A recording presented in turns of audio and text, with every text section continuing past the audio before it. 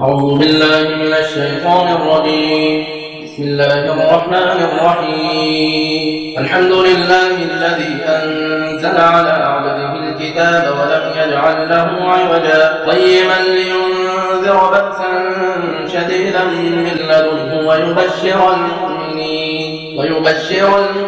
الذين يعملون الصالحات أن لهم أجرا حسنا ماكثين فيه أبدا وينذر الذين قالوا اتخذ الله ولدا ما لهم به من علم ولا لآبائهم كبرت كلمة تخرج من أفواههم إن يقولون إلا كذبا فلعلك باخع نفسك على آثارهم إن لم يؤمنوا بهذا الحديث أسفا إنا جعلنا ما على الأرض زينة لها لنبلوهم أيهم أحسن عملا وإنا لجاعلون ما عليها صعيدا جرزا أم حسبت أن أصحاب الكهف والرقيم كانوا من آياتنا عجبا إذ أوى الفتية إلى الكهف فقالوا ربنا آتنا من لدنك رحمة وهيئ لنا من أمرنا رشدا فضربنا على آذانهم في الكهف سنين عددا ثم بعثناهم لنعلم أي الحزبين أحصى لما لبثوا أمدا نحن نقص عليك نبأهم بالحق إنهم فتية آمنوا بربهم وزدناهم هدى وربطنا على قلوبهم إذ قاموا فقالوا ربنا رب السماوات والأرض لن ندعو من دونه إلها لقد قلنا إذا شططا هؤلاء قوم اتخذوا من دونه آلهة لولا يأتون عليهم بسلطان بين فمن أظلم ممن افترى على الله كذبا وإذ اعتزلتموهم وما يعبدون إلا الله فأتوا إلى الكهف ينشر لكم ربكم من رحمته ويهيئ لكم من أمركم مرفقا وترى الشمس إذا طلعت تزاور عن كهفهم ذات اليمين وإذا غربت تقرضهم ذات الشمال وهم في فجوة من ذلك من آيات الله من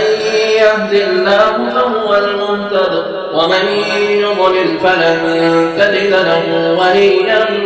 مرشدا وتحسبهم أيقاظا وهم رقود ونقلبهم ذات اليمين وذات الشمال وكلبهم باسط ذراعيه بالوصيد لم اطلعت عليهم لوليت منهم فرارا ولملئت منهم رعبا وكذلك بعثناهم ليتساءلوا بينهم قال قائل منهم كم لبثتم قالوا لبثنا يوما أو بعض يوم قالوا ربكم أعلم بما لبثتم فبعثوا أحدكم بورقكم هذه إلى المدينة فلينظر أيها أزكى طعاما فليأتكم برزق منه وليتلطف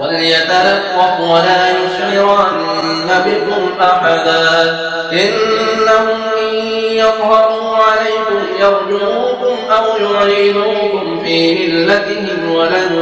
تفلحوا إذا أبدا وكذلك أعثرنا عليهم ليعلموا أن وعد الله حق وأن الساعة لا ريب فيها إذ يتنازعون بينهم أمرهم فقالوا ابنوا عليهم بنيانا ربهم أعلم بهم قال الذين غلبوا على أمرهم لنتخذن عليهم مسجدا سيقولون ثلاثة ويقولون خمسة سادسهم كلبهم رجما بالغيب ويقولون سبعة وثامنهم كلبهم قل ربي أعلم بعدتهم ما يعلمهم إلا قليل فلا تمار فيهم إلا مراء ظاهرا ولا تستفت فيهم منهم أحدا ولا تقولن لشيء إني فاعل ذلك غدا إلا أن يشاء الله واذكر ربك إذا نسيت وقل عسى أن يهديني ربي لأقرب من هذا رشدا ولبثوا في كهفهم 300 سنين وازدادوا 9 قل الله أعلم بما لبثوا له غيب السماوات والأرض أبصر به وأسمع ما لهم من دونه من ولي ولا يشرك في حكمه أحدا واتل ما أوحي إليك من كتاب ربك لا مبدل لكلماته ولن تجد من دونه ملتحدا واصبر نفسك مع الذين يدعون ربهم بالغداة والعشي يريدون وجهه ولا تعد عيناك عنهم تريد زينة الحياة الدنيا ولا تطع من أغفلنا قلبه عن ذكرنا واتبع هواه وكان أمره فرطا وقل الحق من ربكم فمن شاء فليؤمن ومن شاء فليكفر إنا أعتدنا للظالمين نارا أحاط بهم سرادقها وإن يستغيثوا يغاثوا بماء كالمهل يشوي الوجوه بئس الشراب وساءت مرتفقا إن الذين آمنوا وعملوا الصالحات إنا لا نضيع أجر من أحسن عملا أولئك لهم جنات عدن تجري من تحتهم الأنهار يحلون فيها من أساور من ذهب ويلبسون ثيابا خضرا من سندس واستبرق متكئين فيها على الأرائك نعم الثواب وحسنت مرتفقا واضرب لهم مثلا رجلين جعلنا لأحدهما جنتين من أعناب وحففناهما بنخل وجعلنا بينهما زرعا كلتا الجنتين آتت أكلها ولم تظلم منه شيئا وفجرنا خلالهما نهرا وكان له ثمر فقال لصاحبه وهو يحاوره أنا أكثر منك مالا وأعز نفرا ودخل جنته وهو ظالم لنفسه قال ما أظن أن تبيد هذه أبدا وما أظن الساعة قائمة ولئن رددت إلى ربي لأجدن خيرا منها منقلبا قال له صاحبه وهو يحاوره أكفرت بالذي خلقك من تراب ثم من نطفة ثم سواك رجلا لكن هو الله ربي ولا أشرك بربي أحدا ولولا إذ دخلت جنتك قلت ما شاء الله لا قوة إلا بالله إن ترني أنا أقل منك مالا وولدا فعسى ربي أن يؤتيني خيرا من جنتك ويرسل عليها حسبانا من السماء فتصبح صعيدا زلقا أو يصبح ماؤها غورا فلن تستطيع له طلبا وأحيط بثمره فأصبح يقلب كفيه على ما أنفق فيها وهي خاوية على عروشها ويقول يا ليتني لم أشرك بربي أحدا ولم تكن له فئة ينصرونه من دون الله وما كان منتصرا هنالك الولاية لله الحق هو خير ثوابا وخير عقبا واضرب لهم مثل الحياة الدنيا كماء أنزلناه من السماء فاختلط به نبات الأرض فأصبح هشيما تذروه الرياح وكان الله على كل شيء مقتدرا المال والبنون زينة الحياة الدنيا والباقيات الصالحات خير عند ربك ثوابا وخير أملا ويوم نسير الجبال وترى الأرض بارزة وحشرناهم فلم نغادر منهم أحدا وعرضوا على ربك صفا لقد جئتمونا كما خلقناكم أول مرة بل زعمتم أن لن نجعل لكم موعدا ووضع الكتاب فترى المجرمين مشفقين مما فيه ويقولون يا ويلتنا ما لهذا الكتاب لا يغادر صغيرة ولا كبيرة إلا أحصاها ووجدوا ما عملوا حاضرا ولا يظلم ربك أحدا وإذ قلنا للملائكة اسجدوا لآدم فسجدوا إلا إبليس كان من الجن ففسق عن أمر ربه أفتتخذونه وذريته أولياء من دوني وهم لكم عدو بئس للظالمين بدلا ما أشهدتهم خلق السماوات والأرض ولا خلق أنفسهم وما كنت متخذ المضلين عضلا ويوم يقول نادوا شركائي الذين زعمتم فدعوهم فلم يستجيبوا لهم وجعلنا بينهم موبقا ورأى المجرمون النار فظنوا أنهم واقعوها ولم يجدوا عنها مصرفا ولقد صرفنا في هذا القرآن للناس من كل مثل وكان الإنسان أكثر شيء جدلا وما منع الناس أن يؤمنوا إذ جاءهم الهدى ويستغفروا ربهم إلا أن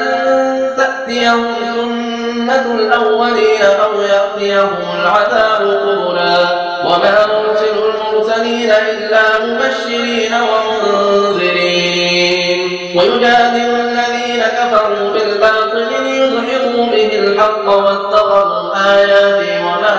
أنذروا هزوا ومن أظلم ممن ذكر بآيات ربه فأعرض عنها ونسي ما قدمت يداه إنا جعلنا على قلوبهم أكنة أن يفقهوه وفي آذانهم وقرا وإن تدعوهم إلى الهدى فلن يهتدوا إذا أبدا وربك الغفور الرحمة لو يؤاخذهم بما كسبوا لعجل لهم العذاب بل لهم موعد لن يجدوا من دونه موئلا وتلك القرى أهلكناهم لما ظلموا وجعلنا لمهلكهم موعدا إذ قال موسى لفتاه لا أبرح حتى أبلغ مجمع البحرين أو أمضي حقبا فلما بلغا مجمع بينهما نسيا حوتهما فاتخذ سبيله في البحر سربا فلما جاوزا قال لفتاه آتنا غداءنا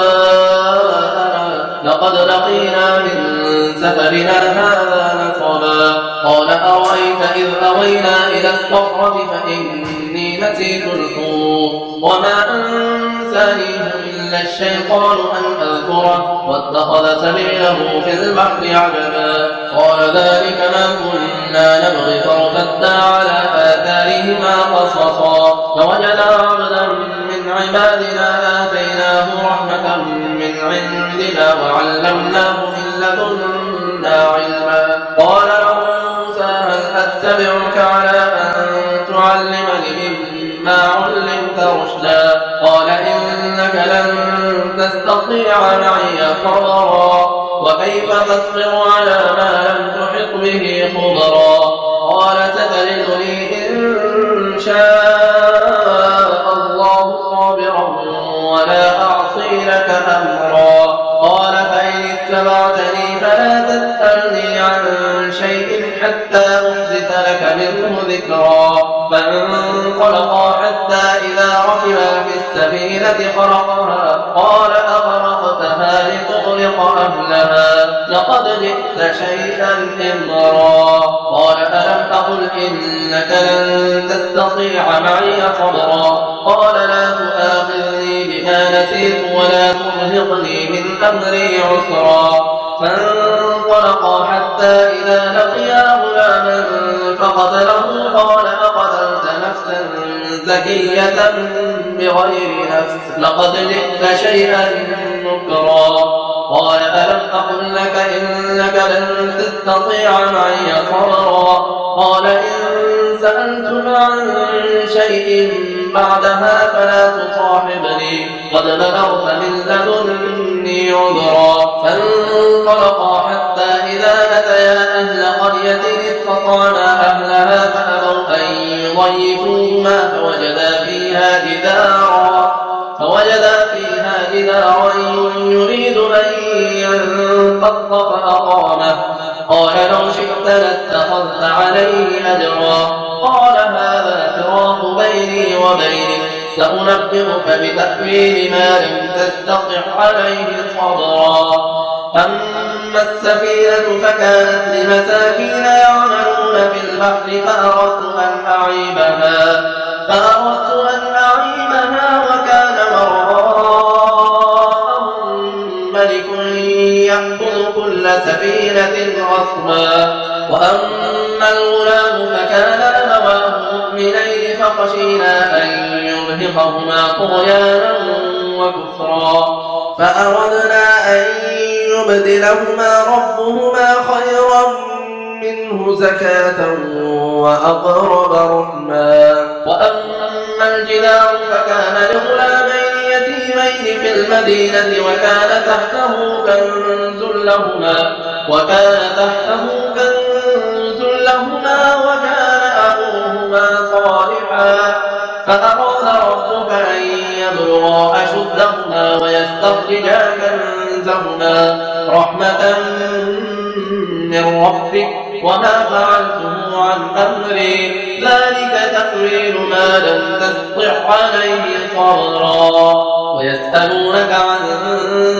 ذي القرنين قل سأتلو عليكم منه ذكرا إنا مكنا له في الأرض وآتيناه من كل شيء سببا فأتبع سببا حتى إذا بلغ مغرب الشمس وجدها تغرب في عين حمئة ووجد عندها قوما قلنا يا ذا القرنين إما أن تعذب وإما أن تتخذ فيهم حسنا قال أما من ظلم فسوف نعذبه ثم يرد إلى ربه فيعذبه عذابا نكرا وأما من آمن وعمل صالحا فله جزاء الحسنى وسنقول له من أمرنا يسرا ثم أتبع سببا حتى إذا بلغ مطلع الشمس وجدها تطلع على قوم لم نجعل لهم من دونها سترا كذلك وقد أحطنا بما لديه خبرا ثم أتبع سببا حتى إذا بلغ بين السدين وجد من دونهما قوما لا يكادون يفقهون قولا قالوا يا ذا ومأجوج مفسدون في الأرض فهل نجعل لك خرجا على أن تجعل بيننا وبينهم سدا قال ما مكنني فيه ربي خير فأعينوني بقوة أجعل بينكم وبينهم ردما آتوني زبر الحديد حتى إذا ساوى بين الصدفين قال انفخوا حتى إذا جعله نارا قال آتوني أفرغ عليه قطرا فما استطاعوا أن يظهروه وما استطاعوا له نقبا قال هذا رحمة من ربي فإذا جاء وعد ربي جعله دكا وكان وعد ربي حقا وتركنا بعضهم يومئذ يموج في بعض ونفخ في الصور فجمعناهم جمعا وعرضنا جهنم يومئذ للكافرين عرضا الذين كانت أعينهم في غطاء عن ذكري وكانوا لا يستطيعون سمعا أفحسب الذين كفروا أن يتخذوا عبادي من دوني أولياء إنا أعتدنا جهنم للكافرين نزلا قل هل ننبئكم بالأخسرين أعمالا الذين ضل سعيهم في الحياة الدنيا وهم يحسبون أنهم يحسنون صنعا أولئك الذين كفروا بآيات ربهم ولقائه فحبطت أعمالهم فلا نقيم لهم يوم القيامة وزنا ذلك جزاؤهم جهنم بما كفروا واتخذوا آياتي ورسلي هزوا إن الذين آمنوا وعملوا الصالحات كانت لهم جنات الفردوس نزلا خالدين فيها لا يبغون عنها حولا قل لو كان البحر مدادا لكلمات ربي لنفذ البحر قبل أن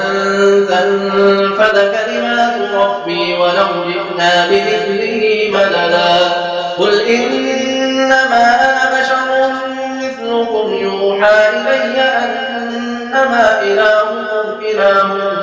واحد فمن كان يرجو لقاء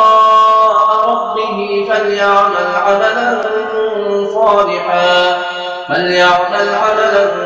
صالحا ولا يشرك بعبادة ربه أحدا.